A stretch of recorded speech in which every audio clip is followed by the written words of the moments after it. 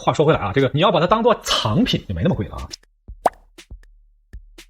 小米本周推出了数码藏品小米卡针，完全复刻了小米手机1代的造型，吊坠拧开就是卡针。那么这款产品呢，限量1万个，在小米商城上架，而且每一个呢都有专属编号，售价呢是1元钱。大家觉得这个产品怎么样？你觉得是否有心动的感觉呢？看一看同学们弹幕。这不得不说啊，每当我们提到小米的时候呢，总会有一些这个质疑和喷的声音。那我觉得你看1块钱，这个还有啥喷的吗？大家觉得还有什么角度能够喷一下呢？能去吐槽一下呢？要想黑你，那还用找角度吗？我就问你，这个玩意儿能放开买吗？是不是买不着吗？你可以去看啊，各大二手电商平台上面都已经炒成了天价，是吧？咱们随便打开一个二手平台看一看，咱实际搜啊，它不截图啊，这是实际搜出来，看到了？150、99、139、99、128、299、300，还有卖1000的，这大哥这是我没瞎编吧？做节目啊，要学会联想。那你说这个小米卖个卡针1块钱，还引出了我这么多废话，是吧？那大家猜猜苹果的卡针多少钱？咱们来聊聊苹果的卡针。不要再喷苹果60元的卡针了，真的有人买呀！我看这个新闻我就懵了，我说啊，一个卡针卖60块钱，真的假的？不是骗我吧？居然还有截图 ，iPhone 取卡针贵的刚刚好，当时都我看懵了。然后我还看各种网站都有这个截图，我也是卡针掉了，从官网120块钱买了2个。安卓卡针虽然能用，但手感不行，还可能会损坏主板啊！真的假的？这还有呢，是真的 ，iPhone 取卡针插进去有弹窗哦。这个一开始刚搜着这些吧，我自己都不信，后来一顿看啊，一顿搜又一顿去溯源，才发现哦，这原来是网友 PS 开的玩笑，并不存在60块钱的 iPhone 卡针。在苹果的官网呢，并没有这样的卡针在售卖，你可以随便搜嘛。我是国内国外一顿搜，是没有的。最后再问大家一遍，那你觉得苹果如果真的卖这个卡针，它到底应该卖多少钱呢？我们来公布答案。苹果呢，近期推出了自助维修计划，咱们之前有过报道啊，就是鼓励消费者你可以自己去购买配件，那么苹果把全套的配件维修产品邮寄给你，你来进行维修。如果有一些问题的话，苹果还可以继续售后。那么这个服务推出之后，大家惊讶的发现啊 ，iPhone 的绝大多数配件都可以在苹果的官方渠道购买到，这里面就包括取卡针，这是苹果真正的官方页面，但它不在网上商城里，在苹果的售后维修页面里面，它的真实售价是4美元。那合人民币的话呢，卡针就是26元，这是苹果真实的售价。这里呢，我们来替苹果辟个谣，真实价格是26元啊。当然，这是按照现在的汇率算人民币啊。如果算成一些其他的费用的话呢，还不知道多少钱呢。大家觉得这个26块钱这个价格怎么样呢？是不是符合你的一个心理预期呢？觉得便宜打个0，觉得贵打个1，好不好？来看一下同学们弹幕。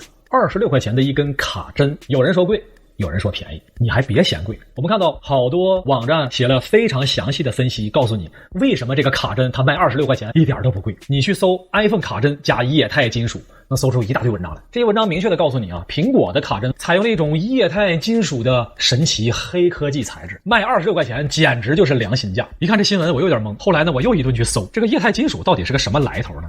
后来发现啊，这个 Liquid Metal 液态金属是一家公司的名，它就不是这个材质的名，是这家叫液态金属的公司替 iPhone 生产了卡针。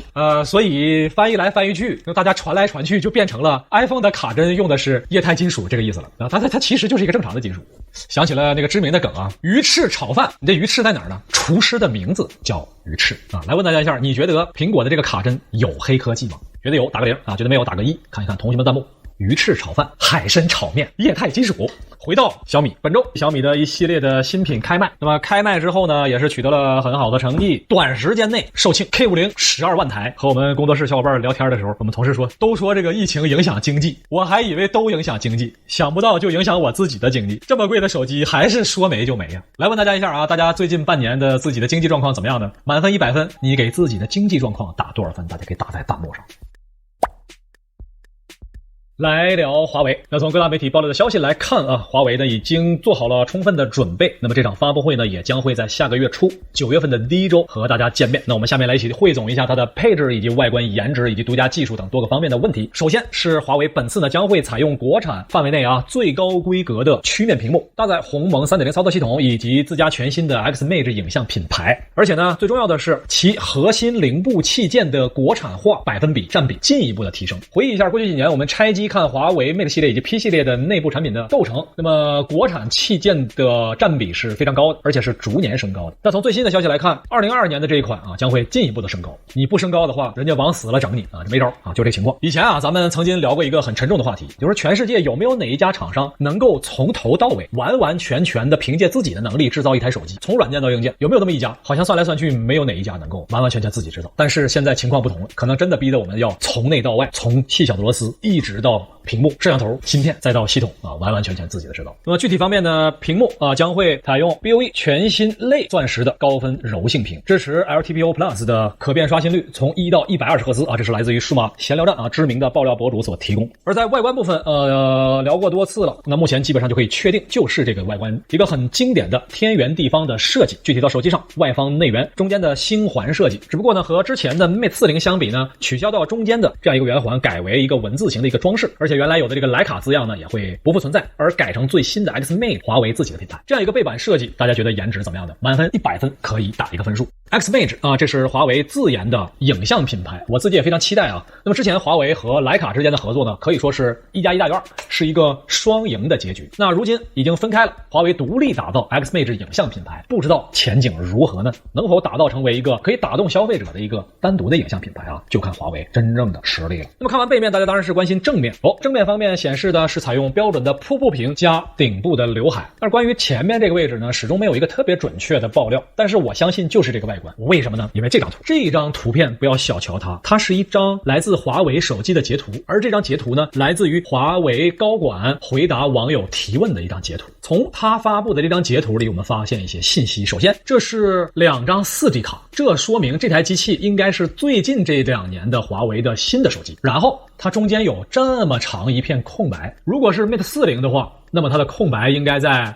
左边，那很大概率啊，这应该是 Mate 50，它在中间，所以我们认为这张图爆料的应该是非常准确的。最后呢，就是综合了所有信息的一个定张照了，有背部的镜头排布，有 Xmate 的文字标识，有前屏的刘海构成啊，这就是我们目前所能够汇总出的最完整、最清晰的华为 Mate 50的外观了。那综合前后外观，大家最终打一个分数，满分100分，你打几分呢？当然，看到前面的 4G 芯片呢，这里还确实是有点遗憾啊。目前来说，我们还不太确定华为 Mate 50采用什么核心处理器，当然大概率是高通骁龙的，只是不知道它是8阵1啊还是8 Plus 阵1，不是很确定。但是可以确定的是，仍旧是 4G 芯片，确实是比较遗憾的。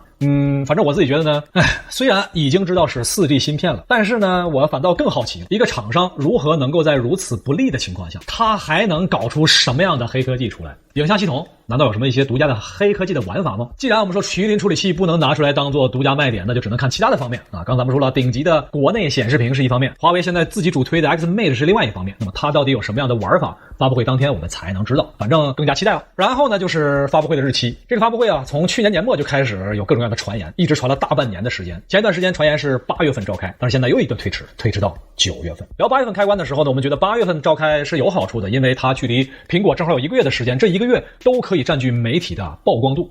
但是华为推迟到了9月初第1周。而根据外媒的爆料呢，苹果将会提前召开 iPhone 14的发布会，从原本预期的14号提前1周，也就是7号。火星撞地球，针尖对麦芒。来问大家一下，你猜苹果、华为会在同一天举办发布会吗？觉得会打个1啊，觉得不会打一个2。咱们现在来猜测一下啊，预测一下，没有几天了，2大高关注度机型在同一天发布，咱们看一看那天大家伙更愿意看谁。好了，有同学说，那你这刚才苹果、小米你一顿吐槽都黑出花来了，怎么到华为这儿你一句都不说呢？这什么意思啊？什么意思啊？你不是专业吐槽的吗？关于华为，我还真想吐槽。鸿蒙操作系统，首先是一个好消息。根据知名爆料博主百事通说到啊，华为 Mate 50系列呢会首发鸿蒙 OS 3.0， 很有可能会有一个新的特性，它在电池电量耗尽之后会有一个额外的模式，就是如果你这个电池电量耗没了，但是呢你还需要比如说扫个码了，或者临时打个电话了，那额外呢它还会有那么一点点电量足够你干这些事情。这应该叫啥模式呢？这叫黑屏模式或者叫极限模式啊，反正就是这么一个东西。我觉得这功能还挺好。问问大家啊，你这个手机里有没有类似这种模式？应该叫什么超级省电模式？我觉得这个还行。好，那有同学说，那这个有什么可吐槽的呢？吐槽点它就在这里。华为的老用户啊应该都有印象，在华为推出鸿蒙操作系统之前，那时候还叫 EMUI 嘛，华为的系统里面有一个功能就叫做超级省电偶尔能够开关几个功能，足够你支撑到回家。但是在升级了鸿蒙操作系统之后呢，就没这个功能了。我还一顿找，我说这功能哪儿去了？怎么没有了呢？电池管理了都看了，没有了。那么现在看起来是要回归了啊，这肯定是好事啊。但是呢，我觉得可能用华为手机的用户都有类似这样的经历，就是当华为手机到最后的电量的时候，它现在是给你弹出个窗，您的手机还有30秒钟关机，请抓紧充电。这30秒，我绝对是这个全世界最快的男人。在办公室里，我日聊，我到处去找充电器。要是在住的地方，然后在家里面翻箱倒柜去翻我那根充电器，是吧？我这辈子就没那么快过。有类似我这种经历的同学，可以打186，是吧？我估计你们都经历过这事儿。所以我期待啊，华为鸿蒙操作系统赶紧把这个超级省电功能拿过来，要不然这个是吧？谁能有我快？只有经历过那30秒，你才知道你有多快。不管你有车没车，我相信你近期都听说过类似这样的消息啊，比如说特斯拉宣布自己的某一项功能，你想要使用它，请单独付费啊。当然，这项功能已经预装在你的车辆里面了，只不过你不付费开不了。是不是听说过这个功能？当时咱们评价这项功能的时候呢，就是大家早就想这么干了啊，只不过没人带头。那既然如今特斯拉带了头了，那接下来这个事儿可就停不了了。好，那我们接着看啊，比如说奔驰前一段时间也推出了付费解锁功能啊，这什么意思啊？就后轮转向嘛。我们大多数车啊都是前轮转向，但是有一些豪车呢，它是有后轮同步转向功能，当然奔驰也是有的嘛。可是这项功能没有对你开启，想开启可以，每年付费4998元啊，你就可以打开后轮辅助转向。这个时候当然就很灵活了嘛。注意啊，这是年付费功能，用了1年之后，第2年你还想用的话，再付这些钱。好家伙，这后边这2轮是我租来的是吧？这不算啥啊，还会有的。继特斯拉、奔驰之后，宝马也于近期推出了付费解锁功能，包括座椅加热、自适应巡航，还有部分车载娱乐功能。注意，这些功能在你的车载硬件上是有的，但是你得付费开启。哎呀，这咋说呢？这个事儿啊，不光是咱们国内用户啊表示不能理解，国外用户也表示要疯了，是吧？国外黑客表示我们要破解这功能，而且免费给广大车主使用。大家怎么看这事儿呢？你支不支持这些黑客的做法呢？支持打个1，不支持打一个2。我看争议声还是很大的啊。这里边当然有很多支持的啊，那就是说你这功能本来有啊，你为啥不开过？但是呢，也有另外一种反对的，但是这个反对并不是反对车企，而是反对这种破解的做法。因为这些用户担心啊，如果你黑客破解了我的车载系统，那我这个车它安不安全呢？对吧？你说你手机破解了我，对吧？我顶天我刷个机恢复个创设置，这车你要给我破解了，那我虽然也不想给厂商付费，但是我这个人身安全在这儿我有点害怕呀啊，所以还真的是让人陷入两难境地。特别是这个黑客还表示将免费破解完了给车主使用，这车主表示你这个收点钱吧，我还踏实点，你这样免费给我整，我倒有点不敢用了呢。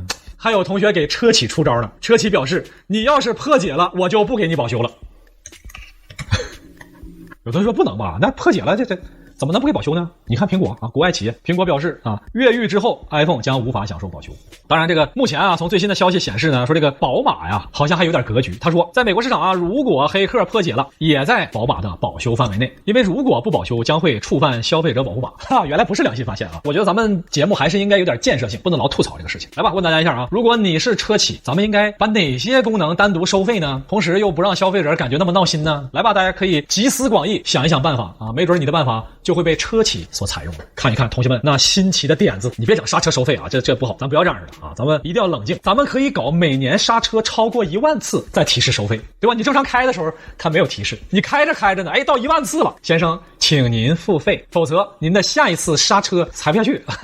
我觉得这可以，4门车开车门收费啊，这个我觉得还行。咱卖的时候可以当成2门跑车卖，对不对？我2门跑车我卖的还贵呢。开了2年了，你结婚了，有孩子了，有老丈人了，这个时候你需要后排了啊，那这个时候您单独付费，我们给您开启后排车门。你看这很自然的消费升级嘛。王叉叉同学说，应该啊向咱们国内企业网盘学习。就我一开始还没看明白什么叫向网盘学习啊，就是限速。你直接说限速我就明白了吧？你说这副驾的雨刮器不收费，主驾的雨刮器收费啊，可以。还有人说咱们起步价10块钱，每公里2块3，不是你说的这个是不是出租车？提倡环保，那么温度在30度以上不收费啊，温度在30度以下才收费。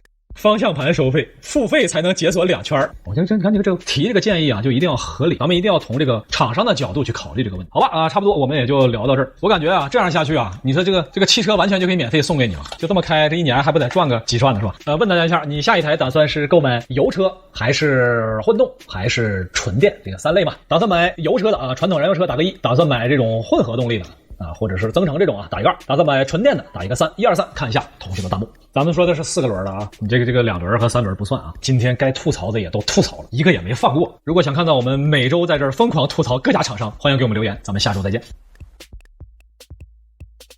祝大家都有强壮的身体，多赚 money， 天天都能休息，每天还有花不完的法定货币。感谢大家的点赞。